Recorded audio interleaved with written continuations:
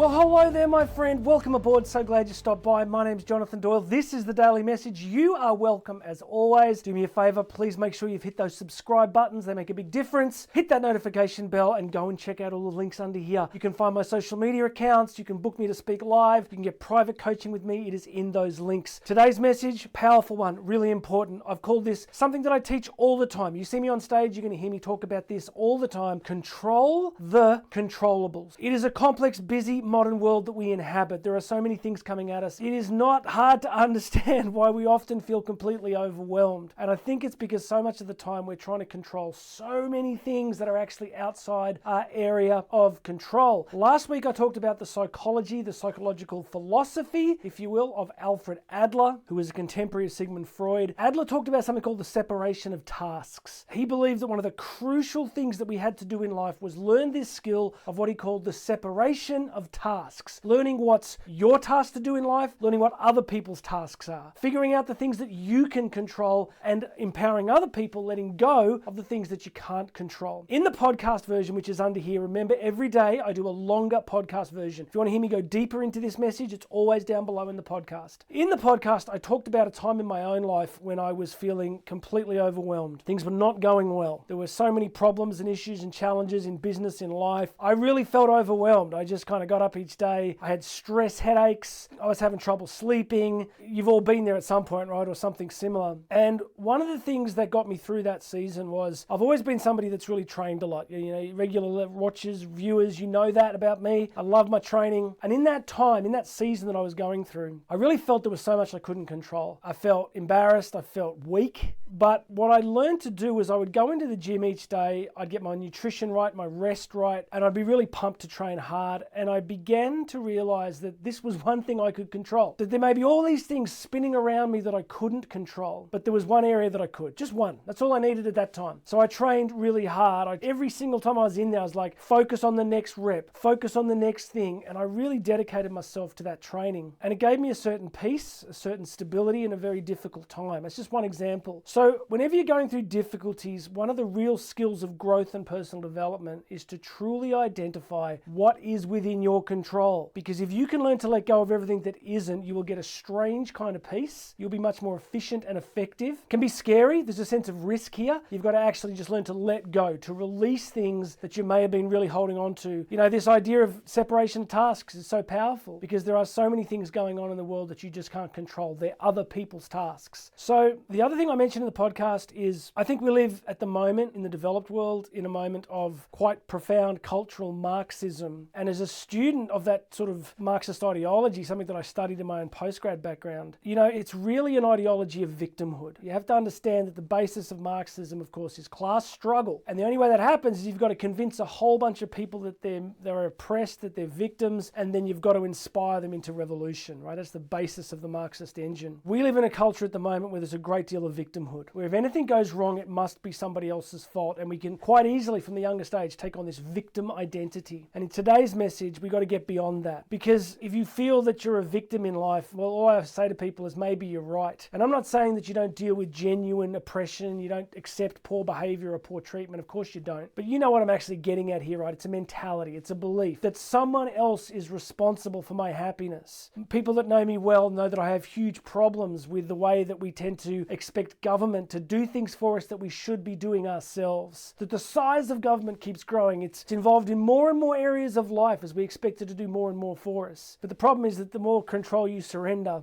the harder it is to get back. So I want to encourage you today to take a real responsibility for your life, to dial down your stress and anxiety by focusing on what you and you alone can control. You can control what you eat. You can control when you go to bed. You can control how much media you consume. You control whether you read each day, whether you walk the dog, whether you get fitter, whether you build friendships, whether you develop your spirituality. All of those things are within your control. So my message to you today, my dear friend, is simply learn to control the controllables. Audit them, identify them, and then pursue them, and learn to let go of everything else. All right, can you do that for me? Now, other thing, please make sure you're subscribed. Go and check out all the links. You can book me to speak live. You can get me for coaching. You can check out all the other links. My name's Jonathan Doyle. This has been the Daily Message. You and I are going to talk again tomorrow.